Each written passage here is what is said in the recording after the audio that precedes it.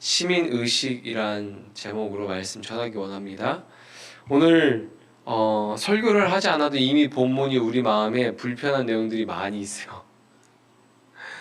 성경 읽을 때 어떻게 이렇게 읽으셨는지 모르겠지만 저는 설교를 준비하면서 이 본문을 읽었을 때 마음이 불편하고 어려웠어요. 이 내용을 어떻게 전해야 될까?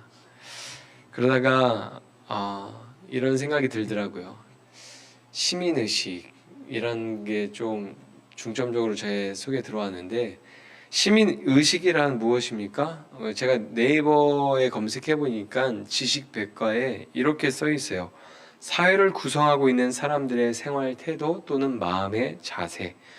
우리가 이 땅에서 대한민국이라는 나라, 이 사회에서 우리가 어떠한 마음가짐으로 살고 있고 어떠한 생활 태도로 살아가는지, 그게 시민의식이라는 거예요. 우리가 바다에 놀러 갔을 때, 여름 휴가철이니까 거기 놀러 갔을 때 쓰레기를 막 버리고 오면 시민의식이 있는 거예요, 없는 거예요? 없는 거죠. 낮은 거죠. 근데 막 쓰레기를 막 주워서 가지고 와요. 시민의식이 있는 거예요, 없는 거예요? 있는 거죠. 높다고 할 수는 없어요. 있는 거예요. 만약에 내가 버린 게 아닌데 다른 사람이 버린 것들을 막 주워서 정리하고 분리수거하고 청소하고 와요. 시민의식이 있는 거예요, 없는 거예요? 높은 거죠. 네, 시민의식은 대중사회를 지탱하는 데 꼭 필요한 의식입니다. 그러니까 이게 지식백과에 나와 있는 내용이에요. 대중사회를 지탱하는 데 있어서 꼭 필요한 의식. 이게 없으면 어떻게 해요? 사회 질서나 그런 것들이 무너지고 혼란스러워지는 거죠. 시민의식이 없는 사람들이 휴가철에 다 바다 가고 산에 가면 거기에 뭐가 쌓일까요? 쓰레기가 쌓이죠. 근데 그 안에 시민의식이 있는 사람들이 있기 때문에 쓰레기가 계속 쌓이지 않고 정리되고 치울 수가 있는 거죠. 그래서 깨끗한 장소에 다시 가서 또 휴가철에 놀고 즐길 수 있는 사람들이 생기는 거죠. 외국 사람들이 한국 문화의 매력을 느껴서 여행을 왔다가 한국 사람들의 높은 시민의식에 놀라고 반하는 일들이 많아졌습니다. 외국인들은 카페에서 휴대폰으로 자리를 맡고 가방을 두고 화장실을 가는 것을 보고 매우 놀랍니다. 그런 이야기를 들어보고 또 영상에서 많이 봤죠. 택배를 훔쳐가지 않는 것을 보고 놀랍니다. 막 어떤 지역에 가면은 택배를 집 앞 문 앞에나 두고 가는 것이 아니라 그냥 그 단지 안에 아파트 그 주차장 그 선 안에다 그냥 택배를 쌓아놓고 가져가라고 하거든요. 근데 그것들을 아무도 손대지 않고 그냥 훔쳐가지 않는 것을 보고 외국 사람들이 많이 놀랍니다. 외국인들이 외국의 고향에 돌아가서 한국에 대한 이야기를 하면 사람들이 믿지를 않아요. 그런데 같이 한국에 놀러 왔다가 방문해서 실제로 그 일들을 경험하게 되면 어떻게 됩니까? 말로 들었던 것보다 더 놀랍다는 이야기를 합니다. 한국의 높은 시민의식은 한순간에 만들어진 게 아니죠. 과거에 해외여행을 가면은 한국 사람들도 꼴불견인 모습을 보일 때가 많았습니다. 막 한국 사람들인 게 부끄럽다, 어디 가서 한국 사람인 거 티내지 마라, 막 이렇게 할 정도로 해외여행 가면 한국 사람들도 시민의식의 어떤 그런 수준이 떨어져서 정말 꼴불견인 어떤 그런 모습들이 있었고, 해외에 가서 만약에 누군가 어떤 유적지에 낙서를 했다, 그거 한국 사람이다, 우리 의심해야 된다, 막 그런 이야기들을 많이 했었죠. 그런데 이제 어떻게 됩니까? K-팝이 뜨고 나면서 한국 문화와 한국이라는 나라가 관심을 받게 되면서 우리가 부끄럽지 않으려고 노력한 결과, 그 부끄럽지 않으려고 노력하는 사람들의 어떤 시민의식이 한몫한 거죠. K-팝이 유행하고 외국 사람들이 한국 문화에 관심을 갖고 한국이라는 나라에 관심을 갖기 시작하면서 사람들에게 관심을 받으니까 어떻게 된 거예요? 우리가 그런 관심을 받는 사람으로서 부끄럽지 않은 민족이 되어야겠다 해서 시민의식이 점점점 저는 좋아졌다고 생각해요. 2024년에 들어서 해외로 이민을 갔다가 다시 한국으로 돌아오는 역이민 인구가 증가하고 있대요. 그리고 유럽에서는 은퇴하면 노년에 한국에서 생활하고 싶어하는 사람들이 늘어나고 있다는 이야기가 들려옵니다. 왜요? 한국이 편리하고 좋은 거예요. 깨끗하고 대중교통도 편하고 외국인들 입장에서는 저렴하고 시민의식이 높고 치안도 안전적이고 좋은 거죠. 대한민국 국민의 시민의식이 많은 나라와 비교했을 때 평균 이상의 시민의식을 가지고 있다고 저는 생각을 해요. 여기저기 CCTV로 다 보고 있어서 시민의식이 높을 수도 있죠. 아니, 여기저기 다 사방에서 다 카메라로 찍고 있잖아요. 나쁜 짓을 할 수가 없어요. 카메라가 있는데 어떻게 나쁜 짓을 하겠어요. CCTV로 다 보고 있기 때문일 수도 있겠지만 한국 사람들의 시민의식은 다른 나라와 비교했을 때 평균적으로 높은 편이죠. 그런데 우리는 또 그리스도인이잖아요. 그렇죠? 그리스도인이에요. 하나님 나라의 백성으로서 우리가 가지고 있는 시민의식은 어떤 수준일까요? 자, 1번 높다, 2번 낮다, 3번 보통, 4번 묻지 마라. 묻지 말아요. 우리가 이 땅을 살아갈 때 하나님 나라의 백성으로서 시민의식을 갖고 이 땅을 살아가야 되는데 우리의 시민의식은 높을까요? 낮을까요? 아니면 보통일까요? 하나님이 보시기에 우리는 어떤 수준일까요? 성경에서 하나님이 요구하는 수준에 우리는 부합하고 있을까요? 오늘 밤 하나님 나라의 백성이 된 우리의 시민의식을 우리는 한번 점검해 보았으면 좋겠어요. 과연 나는 하나님 나라의 백성으로서 하나님이 요구하시는 그 시민의식에 부합하는 삶을 살고 있는가?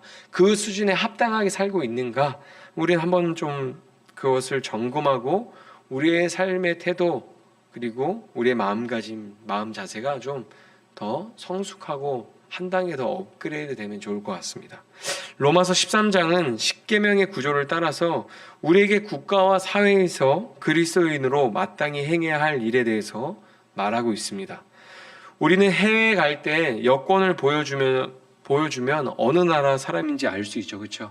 우리가 어떤 나라 사람인지 여권을 보여주면 뭐 미국을 가든지 아니면 뭐 말레이시아를 가든지 그 땅에서 여권을 보여주면 이 사람 코리아 사람이구나 알죠. 그러나 여권이 없던 시절에는 무엇으로 사람들을 분별했을까요? 무엇으로 그 사람을 분별했을까? 이 사람이 어떤 사람인지 어떻게 분별했을까요? 사람들이 입고 다니던 옷이죠. 옷은 민족마다 그들의 역사와 전통이 반영됩니다. 옛날에는 옷으로 신분을 구별했어요. 그렇죠? 우리나라도 뭐 의복으로 옷으로 뭐 노비와 또한 양반을 구별하고 그랬죠. 로마서가 기록될 때에도 옷으로 전달하는 메시지가 많았습니다. 옷으로 민족과 신분이 다 드러나던 시대죠. 노예는 옷도 제대로 아마 못 입었을 거예요. 멀리서 옷만 보더라도 어떤 민족의 사람인지 쉽게 알 수 있었겠죠. 교회 안에서 막 이렇게 로마 교회 안에서 유대 그리스도인들과 이방 그리스도인들이 딱 앉아 있으면 딱 교회 예배당 딱 들어가서 뒷모습만 보더라도 이쪽에 있는 사람은 유대 그리스도인, 저쪽에 있는 사람은 이방인 그리스도인, 막 옷만 보도 알겠죠. 뒷모습만 봐도. 옷이 신분증 같은 역할을 하는 시대에 바울은 로마서 13장으로 지금 이야기를 하고 있는 거예요. 로마서 13장 마지막 절에 이런 말씀이 있습니다. 같이 읽어볼까요? 시작.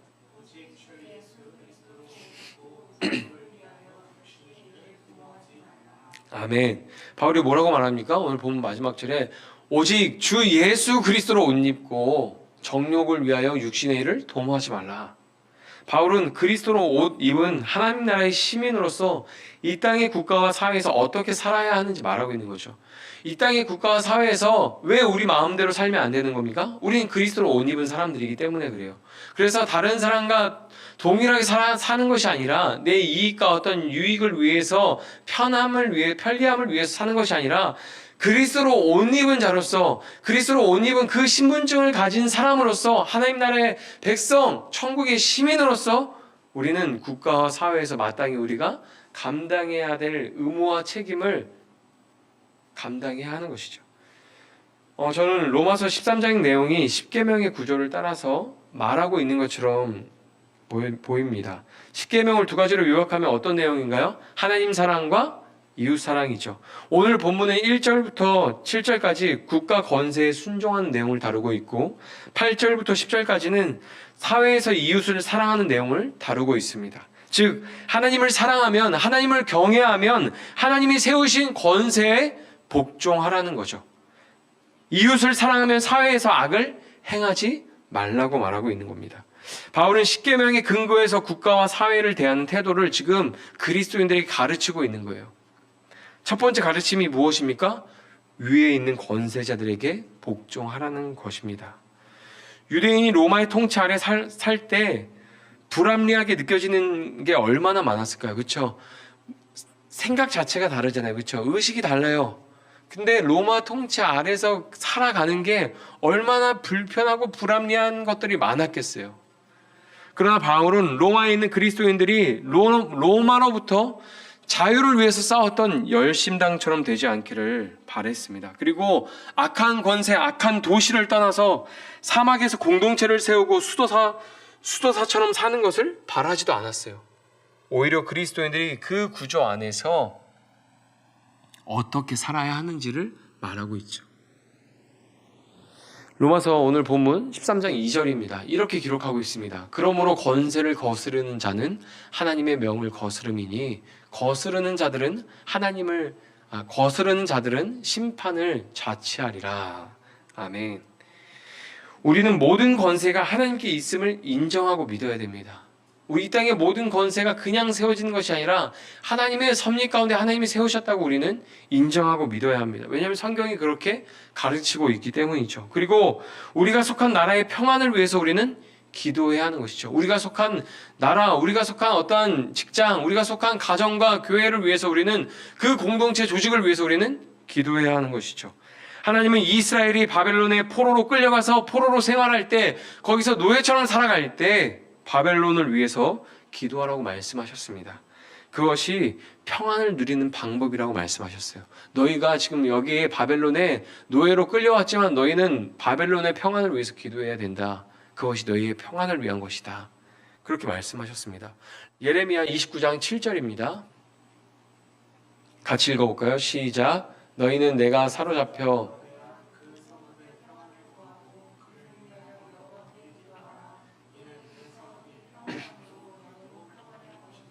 아멘. 우리가 정치와 경제를 바라볼 때 얼마나 마음이 어렵고 힘들 때가 많습니까? 주변의 사람들이 다 경제적인 어떠한 그런 상황 때문에 정치적인 대립 때문에 얼마나 힘들고 고통스러워합니까? 그러나 그리스도로 옷 입은 우리가 해야 할 것은 그러한 것들을 경험하고 그러한 것들로 괴롭고 어려움 당할 때에 불평하고 원망하는 것이 아니라 기도해야 되는 것이죠. 모든 권세에 복종하라는 하나님 말씀에 우리는 순종해야 합니다. 그러나 그 말씀을 들을 때 우리는 어떻게 해야 합니까? 지혜가 필요한 거죠. 하나님 말씀에 순종할 때 뭐가 필요해요? 지혜가 필요한 거예요. 이 세상의 권세가 하나님의 권세보다 크지 않기 때문입니다. 주객이 전도되면 안 되는 거죠. 우리는 세상이 살다 보면 세상이 너무 악해서 통치자들이 위정자들이 너무 악하고 너무 부도덕적이고 어떠한 불합리해 보여서 순종하기 싫을 때가 있어요. 그 권세에 복종하지 않고 거스르고 싶을 때가 있습니다. 그래서 우리에겐 지혜가 필요한 거죠. 우리나라는 간음법이 폐지되었습니다. 그렇죠? 간음이 죄입니까? 죄가 아닙니까? 죄예요. 근데 법적으로는 죄가 아닌 거예요. 간음법은 폐지됐어요. 불륜이 법적으로는 죄가 아닙니다. 이 나라의 법이 불륜을 죄라고 정의하지 않으면 불륜 저질러도 되는 걸까요? 선택의 문제일까요? 생각해 보세요. 이 나라의 법에서 간음법은 폐지됐어요. 그러나 성경은 그것을 죄라고 말하고 있습니다. 그렇기 때문에 우리는 간음을, 불륜을 죄라고 말하고 그 죄를 범하지 않도록 해야 하는 거죠. 이것이 세상의 권세가 하나님의 권세보다 크지 않기 때문에 우리가 지혜롭게 순종해야 된다는 말이에요. 여러분, 차별금지법이라고 들어봤을 겁니다. 차별금지법이 말하는 분야가 굉장히 넓어요. 인종, 성별, 어떠한 나이, 장애, 외모, 학력 등 범위가 굉장히 넓습니다. 우리나라 국회에서는 이 차별금지법을 통과시키려고 하고 있습니다. 계속 몇 년 전부터 계속 이것을 통과시키고 있는데 하나님의 은혜로 아직까지 통과가 안 됐죠. 만약에 이 법이 통과되면 동성애가 죄라고 설교할 수 없게 되는 거예요. 죄, 차별하는 거니까 그게 죄가 되기 때문에 그래요. 성경은 남자와 여자의 성별을 구분하고 동성애는 죄라고 말하고 있지만 차별금지법이 통과되면 성별은 선택의 문제고 동성애는 죄라고 말하면 안 됩니다. 언젠가 이 땅에서 이 나라에서 설교하다가 성경의 내용을 가르치다가 감옥에 가는 목사님들이 생겨날 수 있는 거죠. 국가가 제정한 법을 따르고 권세에 복종해야 하지만 하나님의 권세에 위배되는 일들이 있을 때 우리에게 하나님의 말씀을 따를 수 있는 지혜가 필요한 거예요. 근데 우리에게 가장 큰 능력, 우리에게 가장 큰 지혜는 뭐예요? 기도하는 거예요. 어떤 게 지혜일까요? 하나님 권세 위배되는 법들이 우리나라에 통과되지 않게 해주세요. 그 기도하는 게 지혜죠. 하나님, 가는법이 폐지되고 가정이 너무 쉽게 무너집니다. 가정들이 너무 쉽게 무너집니다.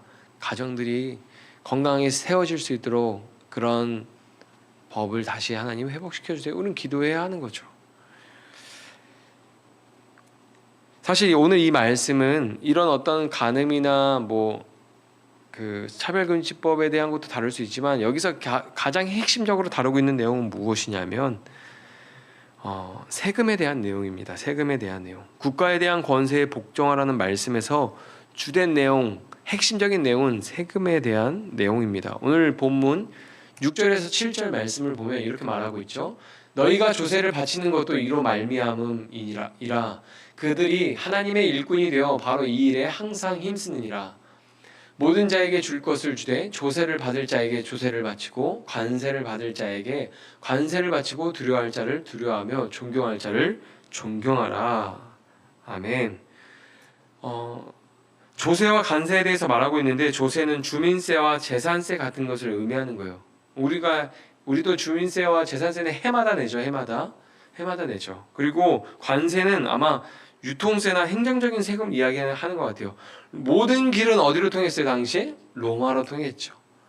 그럼 우리가 지금 어떠한 물건들을 우리가 수출할 때 비행기로 수출하든 배로 수출을 하든 그 수출할 때 그거에 대한 세금이 붙어요? 안 붙어요? 붙죠. 아마 그런 세금이었던 것 같아요. 관세가 어떠한 걸 장사하고 팔기 위해서 어떤 자료를 보니까 부동산을 사고 팔 때 나오는 세금도 관세다라고 이야기하는 자료를 보긴 했는데 그런 세금 같아요. 관세가. 바울은 권세 아래서 선을 행하고 칭찬받는 자가 되라고 가르칩니다. 국가의 권세 아래서 선을 행하고 칭찬받는 자가 되래요. 국가에 대한 의무와 책임을 다하고 법적으로 형벌을 받는 대상이 아니라 법 아래서 두려워서 벌벌 떠는 그런 존재가 아니라 칭찬받는 자가 되라고 말씀하고 있습니다. 자, 오늘 보면 3절이죠. 다스리는 자들은 선한 일에 대하여 두려움이 되지 않고 악한 일에 대하여 되나니 내가 권세를 두려워하지 아니하려느냐 선을 행하라 그리하면 그에게 칭찬을 받으리라. 권세를 거스리지 말고 선을 행해서 칭찬받는 자가 되래요. 두려워서 벌벌 떠는 자가 아니라 고통당하는 자가 아니라 세상에서 칭찬받는 자가 되라고 바울은 말하고 있습니다. 국가에 대한 의무와 책임에 대해서 말한 후에 바울은 이웃 관계에 대해서 말씀하고 있습니다. 오늘 본문 8절에 보면 이렇게 말하죠. 피차 사랑의 빚 외에는 아무에게든지 아무 빚도 지지 말라. 남을 사랑하는 자는 율법을 다 이루었느니라. 아멘. 사랑의 빚 외에는 아무 빚도 지지 말라는 말씀은 지불해야 할 세금을 도둑질하거나 이웃에게 금전적인 빚을 지지 말라는 말씀이죠. 사랑의 빚 외에는 어떠한 빚도 지지 마라. 너희가 지불해야 될 세금이 있으면 도둑질하지 말고 지불하고 이웃에게 금전적인 빚을 지었다면 갚으라는 거예요. 또한 이것은 이웃을 빚지게 하지 말라는 말씀이 되기도 합니다. 금전적으로 도움이 필요하면 돈을 빌려주고 이자를 받거나 빚을 지게 하는 게 아니라 사랑으로 도와주라는 거예요. 그렇게 이웃을 사랑하는 사람은 율법을 다 이룬 것이라고 말씀하고 있습니다. 그만큼 이게 어려운 거예요. 도움이 필요할 때, 금전적인 도움이 필요할 때 돈을 빌려주고 이자를 안 받는 거 어려운 거죠. 일반적인 사람들 사이에서 어려운 거예요. 가족끼리도 그게 안 돼요. 근데 이자도 안 받는데 돈도 빌려주는데 이자도 안 받고 그냥 그 돈도 안 받고 그냥 빌려준다? 더 어려운 거죠. 근데 성경은 뭐라고 말하고 있냐면 그렇게 이웃을 사랑하는 사람은 율법을 다 이룬 것이다 라고 말씀하고 있어요. 바울은 지금 그리스도로 옷 입었다면 금전적인 문제로 하나님의 권세를 거스르고 이웃을 사랑하라는 말씀을 거스르지 말라는 거예요. 지금 하나님의 권세에 복종하고 이웃을 사랑하는 그 말씀에 순종해야 하는 우리의 신분이잖아요. 그리스도로 옷 입은. 근데 무엇이 지금 거기에 순종하지 못하게 걸려 있는 거예요? 금전적인 문제가 걸려 있는 거예요. 금전적인 문제 때문에 국가의 권세에 복종하지 않는 거, 금전적인 문제 때문에 이웃 사랑을 하는 것을 포기하는 거, 그렇게 하지 말라는 거죠. 국가와 사회를 대하는 태도를 말하고 있는 것처럼 보이지만 굉장히 신앙적인 내용을 지금 다루고 있는 거예요. 너희가 금전적인 문제 때문에 나의 권세를 거스르냐? 너희가 금전적인 문제 때문에 이웃 사랑하는 것을 거스르고 악을 행하겠느냐? 그러지 말라는 거예요. 과거에 이스라엘 백성이 왜 우상 숭배를 끊어내지 못했습니까? 똑같은 이유예요. 돈과 쾌락 때문에 우상 숭배를 끊을 수 없었던 거예요. 오늘 본문 12절에 보면 이런 말씀이 있습니다. 밤이 깊고 낮이 가까웠으니 그러므로 우리가 어둠의 일을 벗고 빛의 갑옷을 입자. 아멘. 여러분, 밤은 현재의 악한 시대를 말하죠. 낮은 무엇을 말할까요? 예수님의 재림의 때를 말하는 거죠. 시대가 점점 악해집니다. 법이 돈이 있고 힘 있는 사람을 보호하는 것처럼 느껴지기도 합니다. 로마서가 기록될 때에도 비슷했어요.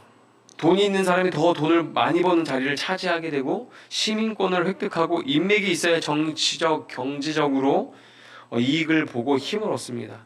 자기 이익을 위해서 뇌물을 먹이고 편법을 사용하는 게 지혜처럼 느껴지는 괴롭고 고통스러운 시대였어요. 거기서 그리스도인으로 사는 것이 쉬울까요? 어려울까요? 죄를 부끄러워하지 않아요. 사람들이 죄를 죄로 여기지 않는 그 시대 속에서 사람들이 돈을 많이 벌고 힘을 가지는 것이 중요한 거죠. 그렇죠? 왜요? 돈을 많이 벌고 힘을 가져야 그게 나의 안전을 보장한다고 생각할 거 아니에요. 죄를 부끄러워하지 않아요. 죄를 죄라고 여기지 않고 어떻게 해서든 돈과 힘을 가지면 되는 거예요. 돈이 없고 힘이 없으면 빼앗기고 약탈당하고 그런 일들을 당할 수 있는데 자기 안전을 보장하기 위해서, 보장받기 위해서 어떻게 해서든 뇌물 먹이고 어떻게 해서든 편법을 쓰고 더 많은 부를 축적하고 힘을 얻어서 경제적, 정치적으로 힘을 얻고 자기를 보호하면서 살 거 아니에요. 내가 저렇게 약탈당하고 가난해지지 않기 위해서 다른 사람의 것을 훔치고 빼앗고 짓밟고 그렇게 하나씩 올라갈 거 아니에요. 그 속에 그리스도인들도 살고 있단 말이죠. 누구라도 그 시대에 살면 그렇게 살고 싶을 거예요. 그렇게 살아야 된다고 생각할 거예요. 그러나 바울은 이제 낮이 가까이 왔으니 그만 잠에서 깨라고 말하는 거예요.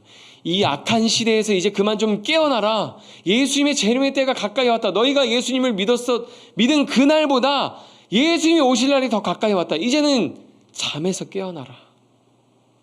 천국이 눈앞에 있는데 이 땅의 부귀영화가 다 무슨 소용입니까, 여러분? 뭐가 더 중요합니까? 내가 천국 시민으로서 천국에 들어가서 하나님 나라를 누리는 것이 중요합니까? 아니면 이 땅에서 편법과 나의 돈과 인맥을 이용해서 나의 부를 축적하고 힘을 갖는 게 더, 부귀영화를 누리는 게 더 중요합니까? 바울은 이제 잠에서 깨라는 거예요. 정신 차리라는 겁니다. 로마서 13장 11절에서 이렇게 말하죠. 또한 너희가 이 시기를 알거니와 자다가 깰 때가 벌써 되었으니 이는 이제 우리의 구원이 처음 믿을 때보다 가까웠음이라. 아멘. 예수님이 다시 오실 날이 가까이 왔으니 이제 그만 어두운 밤에서 깨어나라고 말씀합니다. 그리고 어둠의 일을 벗고 빛의 갑옷을 입으라고 말씀하죠. 12절 다시 한번 읽어보겠습니다. 같이 읽겠습니다. 밤이 깊고 낮이 가까이 왔으니 그러므로 우리가 어둠의 일을 벗고 빛의 갑옷을 입자. 빛의 갑옷을 입을 때 어떻게 하라고 말하고 있습니까? 어둠의 일을 벗어버리고 빛의 갑옷을 입자고 말씀합니다. 여러분, 빛의 갑옷을 입기 위해서는 먼저 어둠의 일을 벗어야 합니다. 죄악을 회개하고 죄에서 돌이켜야 되는 거죠. 바울은 그것을 이야기하는 거예요. 빛의 갑옷이 무엇일까요? 저는 설교 준비하면서 그런 거 생각했어요. 최근에 바이블 파티하면서 막 이렇게 막 LED 조명 막 흔들었잖아요. 빛의 갑옷, LED 조끼. 어둠이 없어요.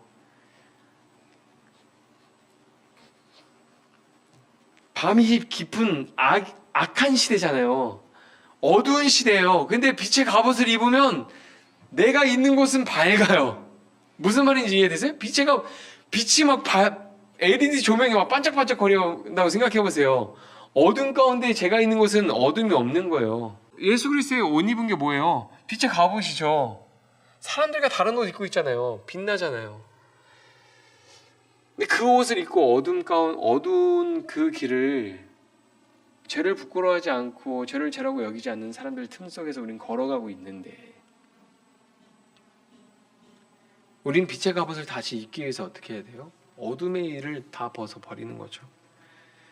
그리고 그것을 말한 이후에 바울이 뭐라고 말하냐면 낮에와 같이 단정히 행하라고 말씀하고 있어요. 오늘 본문 13절에 이렇게 말합니다. 같이 읽어볼까요? 시작. 낮에와 같이 단정히 행하고 방탕하거나 술 취하지 말며 음란하거나 호색하지 말며 다투거나 시기하지 말고. 네, 아멘. 이거 대부분 다 은밀하게 하는 죄악들이죠. 그리고 밤에는 더 자유롭게 할 수 있는 죄악들이죠. 바울이 지금 낮에와 같이 단정히 행하라고 말씀하고 있는데, 이 말씀이 무슨 뜻일까요? 우리는 보는 사람이 없다고 느껴질 때 부도덕적이고 불법적인 어떠한 일을 행하는 것에 대한 유혹을 받습니다. 내 편리함과 이익을 추구하게 되죠. 우리는 보는 사람이 없다고 생각될 때 우리는 마땅히 해야 될 어떤 의무와 책임을 다하기보다는 내 편리함과 이익을 추구하게 되고 부도덕적이고 불법적인 것을 행하는 것에 대해서 유혹을 받죠. 왜요? 아무도 보고 있지 않잖아요. 모르잖아요. 하지만 대낮에 그러는 사람은 별로 없습니다. 정말 시민의식이 최악인 사람이 아니면 대낮에 그런 사람은 별로 없죠. 낮에와 같이 단정히 행하라는 것은 하나님이 항상 보고 계시는 것처럼 행하라는 말씀이에요. 마치 밤이 없는 것처럼 행동하라는 말씀입니다. 바울이 이렇게 말하죠. 낮에와 같이 단정히 행하고 방탕하거나 술 취하지 말며. 이게 무슨 말이냐면 너희에게 마치 밤이 없는 것처럼 행하라. 너희가 이젠 밤에서 깰 때가 되었다. 이제 다 깨어서 빛의 갑옷을 입고 어두운 옷을 다 벗어버리고 빛의 갑옷을 입고 이제는 마치 어둠이 없는 것처럼 행하라고 말하고 있는 거예요. 왜냐하면 우리는 그리스도로 옷 입은 사람들이기 때문입니다. 오늘 본문 마지막 절 처음에 읽었는데 다시 한번 읽어볼까요? 오직 주 예수 그리스도로 옷 입고 정욕을 위하여 육신의 일을 도모하지 말라. 아멘.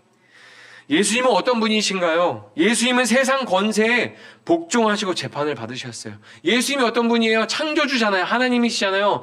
하나님이 인간의 몸을 입고 이 땅에 오셨어요. 예수님이 이 땅의 권세에 복종하시고 재판을 받으십니다. 아주 불합리하고 불법적으로 재판을 받으셨어요. 일반적인 재판과 달랐잖아요. 그때 예수님 어떻게 하셨습니까? 불평하고 원망하지 않고 침묵하셨습니다. 하나님의 뜻을 이루기 위해서 침묵하셨어요. 예수님께 세금에 대해서 질문을 받으셨습니다. 예수님이 공생의 시절에 세금에 대해서 질문을 받았습니다. 그때 예수님이 뭐라고 말씀하셨습니까? 가이사의 것은 가이사에게, 하나님의 것은 하나님에게 바치라고 말씀하셨죠. 너희가 마땅히 내야 될 세금이 있다면 세금을 내고 하나님께 바쳐야 될 것이 있다면 하나님께 헌금을 드려라. 그렇게 말씀하셨죠. 예수님은 이웃 사랑을 실천하셨습니다. 자기의 필요와 이익을 따라서 사람을 찾아가고 만나고 교제하지 않았어요. 그 사람들에게 자기의 어떤 유익을 위해서 사람들에게 먹을 것을 나눠주지 않았습니다. 친절을 베풀지 않았어요. 만약에 어떤 자기의 이익과 유익을 위해서 사람들을 만나고 교제하고 친절을 베푼다면 그것은 사랑이 아니라 투자죠. 내가 이렇게 해야 나한테 돌아오는 것이 있으니까. 그건 사랑이라고 말하지 않죠.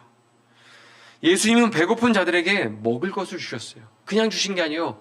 배부르고 남길 정도로 주셨어요. 예수님은 아픈 자에게 병 고침의 은혜를 허락해 주셨어요. 병을 고쳐주셨어요. 눈먼 자는 보게 하시고, 저는 자, 다리 저는 자, 또 걷지 못하는 자는 일으키시고 펄펄 뛰게 하셨어요. 친구가 필요한 자에게 어떻게 하셨습니까? 친구가 필요했던 삭개오에게 친구가 되어주셨어요. 예수님은 그렇게 이웃사랑을 실천하셨어요. 사람들에게 필요한 것을 아무 조건 없이 채워주셨어요. 우리가 아까 앞에서 중간에서 봤잖아요. 사랑의 빛 외에는 아무 빛도 지지 말라는 게, 돈을 빌려주고 이자를 받지 말라는 것도 되지만, 그 금전적으로 어려울 때 그냥 빌려주는 것뿐만이 아니라 가능하다면 그것을 도와주는 것, 아무런 대가로 바라지 않고 도와주면 그것이 모든 율법을 지키는 것과 같다 말하는 것처럼, 예수님은 사람들이 필요한 모든 것을 채워주셨어요. 배고프면 먹을 걸로, 아프면, 눈이 없으면 볼 수 없으면 눈을 고쳐주시고, 다리가 걷지 못하면 다리를 고쳐주시고, 마음이 아프면 마음을 고쳐주시고, 친구가 없으면 친구가 되어주시고, 어떤 유익이나 이익을 바라보셨기 때문이 아니죠. 그들을 사랑하셨기 때문이죠. 하나님 안에서 국가와 이웃을 사랑하기 바랍니다. 여러분, 우리가 국가와 어떤 사회에서 우리가 마땅히 감당해야 될 의무와 책임을 갖는 건 우리가 속한 이 나라와 사회를 사랑해야 되는 거예요. 보세요. 여러분, 집에서 집을 사랑하고 예뻐하는 사람은 집을 예쁘게 꾸며요. 항상 가꿔요. 여러분, 교회 가보세요. 여러분이 각자 섬기는 교회 가보시면은 내가 교회를 사랑하잖아요. 교회가 막 지저분한 게 있으면 쓰레기 치우는 거예요. 교회 사랑하니까. 근데 사랑하지 않잖아요. 어떻게 해요? 아유, 교회가 청소도 안 하고 뭐 하는 거야. 저렇게 더럽게 교회를, 이렇게 말하게 되는 거예요. 불평하고 원망하고 판단하고 비판하죠. 그건 사랑이 아니잖아요. 여러분, 하나님 안에서 우리는 어떻게 해야 돼요? 그리스도 옷 입은 자로서, 예수님이 이 땅에 오셔서 권세에 복종하고 이웃을 사랑하셨던 것처럼, 우리는 하나님 안에서 그리스도로 옷 입은 자로서 국가와 이웃을 사랑해야 되는 거죠. 그리고 기도해야 되는 거죠. 그리스도인이 소금의 역할을 감당한다면 이 땅에 어떤 악한 것들이, 그 부패한 것들이 더 심해지지 않고 조금 더 살맛 나는 그런 세상이 되지 않을까요? 아직도 저 목사가 세상을 모르네, 이렇게 말하는 사람이 있겠죠. 여러분, 저는 그렇게 생각해요.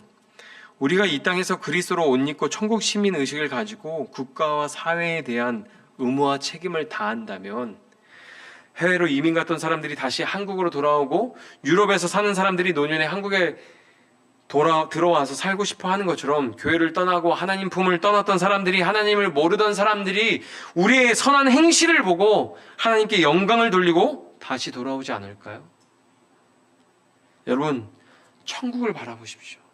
이 땅에서 작은 어떤 유익을 막 바라보면서 하나님의 말씀, 하나님의 권세를 거스리고 이웃을 사랑하는 것을 등지고 악을 행하는 그런 일들을 하지 말고, 이 작은 이익과 유익을 바라보고, 눈앞에 작은 것들을 바라보고 그렇게 살지 말고, 예수님이 가지고 오실, 이 땅에 도래할 때 다시 가지고 오실 하나님의 나라, 그 천국을 바라보시고 예수님을 맞이할 준비를 하십시오. 여러분, 우리는 굉장히 수준 있는 사람들이에요. 예수님으로 옷 입은 사람들이잖아요. 우리는 이제 바울의 말처럼 잠에서 깰 때입니다. 우리는 그냥 나로서 살아가는 게 아니라 그리스도로 옷 입은 나로서 살아가는 거예요.